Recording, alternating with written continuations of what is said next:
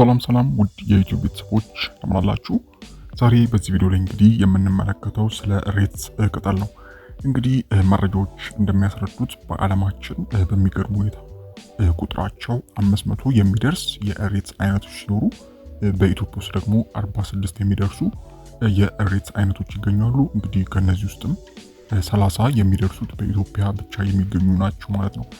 እንግዲህ እሬት በጣም ብዙ የሕክምና ባህሪያቶች ያሉት ሲሆኑ የጥንት ግብፃውያን ሕያው ተክል ብለው ይጠሩታል። እንግዲህ ዛሬም እንኳን ቢሆን በውበት ኢንዱስትሪ ውስጥ በጣም በሰፊውና በተስፋፋ ሁኔታ እሬት ጥቅም ላይ ይውላል። እንግዲህ በሀገራችንም ለተለያዩ የጤና ችግር እንደ መፍትሄና ለውበት ማሳመሪያ ይጠቀሙበታል ማለት ነው። ለምሳሌ ፎሮፎር ለፀጉር ማሳደጊያና ለቆዳ ውበት በሰፊ በጥቅም ላይ ይውላል ማለት ነው። እንግዲህ በእሬት ቅጠል ውስጥ ያለው ጄል ለቆዳና ለፀጉር ጥሩ በሆኑ ንጥረ ነገሮች፣ ማዕድናትና ቫይታሚኖች የተሞላ ነው ማለት ነው። ዛሬም እንግዲህ በዚህ ቪዲዮ ላይ የእሬት አስገራሚ 6 ጥቅሞችን ወደ እናንተ የማደርስ ይሆናል ማለት ነው። በጣም አስገራሚ የምትገረሙባቸው ናቸው ማለት ነው። ስለዚህ እስከ መጨረሻው ተከታተሉኝ እላለሁ። ከዛ በፊት እንግዲህ ሁላችሁም ይህንን ቪዲዮ ላይክ በማድረግ ጀምሩ። እንዲሁም ለዚህ አስተማሪ ቻናል አዲስ ከሆናችሁ ሰብስክራይብ በማድረግ ቤተሰቡ ነው። አሁን በቀጥታ ወደ ጉዳይ እናልፋለን። እስከ ቪዲዮ ፍጻሜ አብራችሁ ቆዩ። እሺ ተመልካቾች፣ እንግዲህ አንደኛውና የመጀመሪያው የእሬት ጠቀሜታ እንግዲህ ያለ ዕድሜ የማርጀት ምልክቶችን ይከላከላሉ። እንግዲህ የማርጀት ምልክቶች እንደ መሸብሸብ፣ ቀጭን መስመሮችና የቆዳ መርገብ ከእድሜ ጋር የሚከሰቱ ናቸው። ነገር ግን በሆነ ወቅት እነዚህ ምልክቶች ያለ ዕድሜ ቀድመው ይከሰታሉ። እንግዲህ እሬቶች በከፍተኛ የጸረ ኦክሲደንት ይዘቶች ምክንያት በውበት መጠበቂያ መስፈርት ውስጥ በማካተት ያለ ዕድሜ የማርጀት ምልክቶች እንዲታዩ ማለትም እንደ የቆዳ መሸብሸብ፣ ቀጭን መስመሮች፣ የቆዳ መርገብና የፀጉር መነቃቀል፣ በተጨማሪም የፊት ቆዳ ወዝ ያመጣጥናል፣ የፀጉር እድገት ላይ ትልቅ አስተዋጽኦ አለው ማለት ነው። እንግዲህ እሬት ወደ ፀጉር ቆዳ ውስጥ በመዝለቅ እርጥበትን ይጠብቃል፣ ማለትም የራስ ቅል ድርቀትን ይከላከላል ማለት ነው። እንግዲህ በራስ ቅል ድርቀት ምክንያት ሊከሰቱ ከሚችሉ እንደ ፎሮፎር፣ የፀጉር መነቃቀል ለመከላከል ሁነኛ መፍትሄ ነው ማለት ነው። ሌላው እንግዲህ እንደ ቫይታሚን ኤ፣ ቢ፣ ሲ እና ኢ ያሉ ቪታሚኖችን የተሟላ ምንጭ ስለሆነ ቆዳችሁን ይመግባል ማለት ነው። እንግዲህ የቆዳ ድጋሚ ማደግንም የሚያነቃቀውን ፖሊሳካራይድን የያዘ ነው ማለት ነው። ስለዚህ አንደኛውና የመጀመሪያው የእሬት ጠቀሜታ እንግዲህ ያለ ዕድሜ የማርጀት ምልክቶችን እንዲከላከል ያደርጋል ማለት ነው። ሌላኛውና ሁለተኛው እንግዲህ ቆዳችሁ እርጥበት እንዲኖረው ያደርጋል። እንግዲህ ታላቅ የተፈጥሮ እርጥበት የሚፈጥረው እሬት የራስ ቆዳ ድርቀትን ይከላከላል እና የፀጉር እድገትን የሚያሻሽል ነው። እንግዲህ በጥሩ ሁኔታ የራስና የረጠበ ቆዳ ጤናማና ለስላሳ ይሆናል ማለት ነው። እንግዲህ ቆዳ ላይ ስታደርጉ በቀላሉ ወደ ቆዳ ዘልቀው የሚገቡ ሲሆን የቆዳ የፒኤች መጠንን ለመመለስ ይረዳል ማለት ነው። በተጨማሪም እንግዲህ እሬት ቅባታማ ሆኖ እንዲታዩ አያደርግም። ይህም እንግዲህ ቅባታማ ቆዳ ላላቸው ጥሩ አማራጭ ነው ማለት ነው። ስለዚህ ሁለተኛው እንግዲህ ወዛችሁን ጠብቃችሁ እንድትቆይ ከማድረግ አንጻር እሬት ትልቁ ሚና የሚጫወት ይሆናል ማለት ነው። ይህም እንግዲህ ቆዳችሁን እርጥበት ያቆያል ማለት ነው።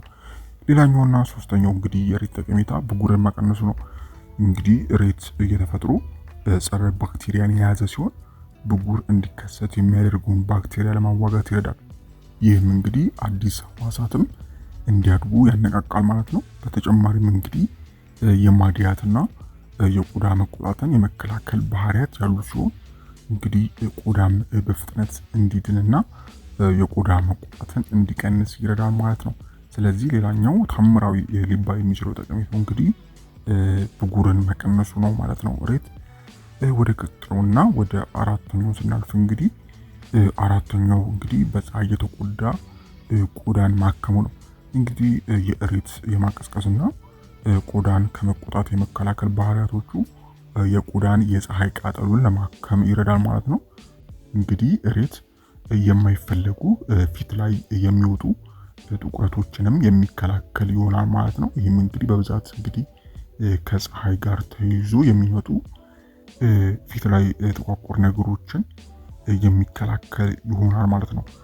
ሌላኛውና አምስተኛው እንግዲህ ከፀጉር ጋር እድገት ጋር ተያይዞ የፀጉር እድገትን ይጨምራል።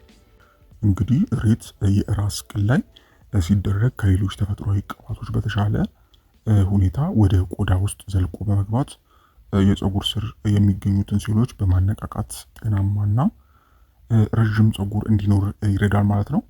እንግዲህ የፀጉር መነቃቀልን እንዲሁም የራስ ቅል ድርቀትን ተከትለው ለሚከሰቱ እንደ ፎሮፎር እና ፈንግሶች የፀጉር መበጣጠስን እና መነቃቀልን የሚከላከል ይሆናል ማለት ነው። ስለዚህ ሌላኛው ወሳኙ የሬት ጠቀሜታ እንግዲህ ከፀጉር እድገት ጋር ተያይዞ የሚመጣ ነው ማለት ነው። የመጨረሻውና ስድስተኛው እንግዲህ የቁስል መዳንን ያፋጥናል። እንግዲህ በትንሹ የመቆረጥ አደጋ ሲደርስ ቁስሉን በፍጥነት ለማዳን ጠባሳ እንዳይኖር በማድረግና ባክቴሪያን ለመከላከል ይረዳል ማለት ነው። በዚህም እንግዲህ በቀን 3 ጊዜ በመጠቀም ቁስል የተሻለ መፍትሄ እንድያገኝ ማድረግ ትችላላችሁ ማለት ነው። ስለዚህ የመጨረሻው ከቁስል ጋር ተያይዞ ያለው ሚና እንግዲህ ሌላኛው የሚሰጠው የጤና ጥቅም ነው ማለት ነው።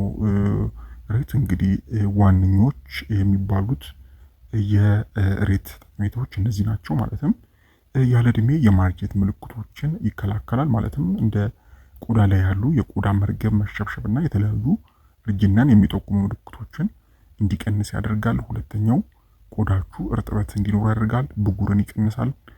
በፀሐይ የተጎዳ ቆዳን ያክማል። እንዲሁም የፀጉር እድገትን ይጨምራል። በመጨረሻም የቁስል መዳንን ያፋጥናል ማለት ነው። ስለዚህ እነዚህ ዋነኞቹ እንግዲህ የጤና ጥቅሞቹ ናቸው ማለት ነው። እንግዲህ የጤና ችግሮች ሲከሰቱ መፍትሄ ናቸው ተብሎ በተለያዩ ምክንያቶች የሰማችሁትን ከመተግበራችሁ በፊት ሁሌም የሕክምና ባለሙያዎችን ማማከር ተገቢ ነው ማለት ነው። እንግዲህ የቆዳ ችግር ካለባችሁ ሬትን እንደ መፍትሄ ከመውሰዳችሁ በፊት የቆዳ ሕክምና ባለሙያዎችን ሀሳብ መጠየቅና ማማከር ይገባል ማለት ነው። በመጨረሻም እንግዲህ ሬት ለቆዳችሁ ስትጠቀሙ ማሳከክ ወይም ደግሞ ትንሽ የማቃጠል ስሜት ሊኖረው እንደሚችል በብዛት ይነገራል። ሆኖም ግን ሽፍታ ወይም ደግሞ ማደባደብ ወይም መጉረብ ነው የሚባለው፣ እንደዚህ አይነት ነገር ካጋጠማችሁ ሬቱን መጠቀማችሁን እንድታቆሙ ይመከራል ማለት ነው። እንግዲህ ውድ ቤተሰቦች ለዛሬ ይሄ ነበረ። አይሆፕ በዚህ ቪዲዮ ላይ ጠቃሚ መረጃ እንዳገኛችሁበት፣ ሀሳብ አስተያየት፣ እንዲሁም ጥያቄ ካላችሁ በታች በኮሜንት ማስፈሪያው ላይ ማስቀመጥ የምትችሉ ይሆናል ማለት ነው። እስከ ቪዲዮ ፍጻሜ አብራችን ስለነበራችሁ እጅግ በጣም አመሰግናለሁ። ፈጣሪ አክብርልኝ። በቀጣይ በሌሎች ቪዲዮዎች የምንገናኝ ይሆናል። እስከዛው በያላችሁበት ፈጣሪ ሰላሙን ያብዛላችሁ። ደህና ሁኑ። ቻው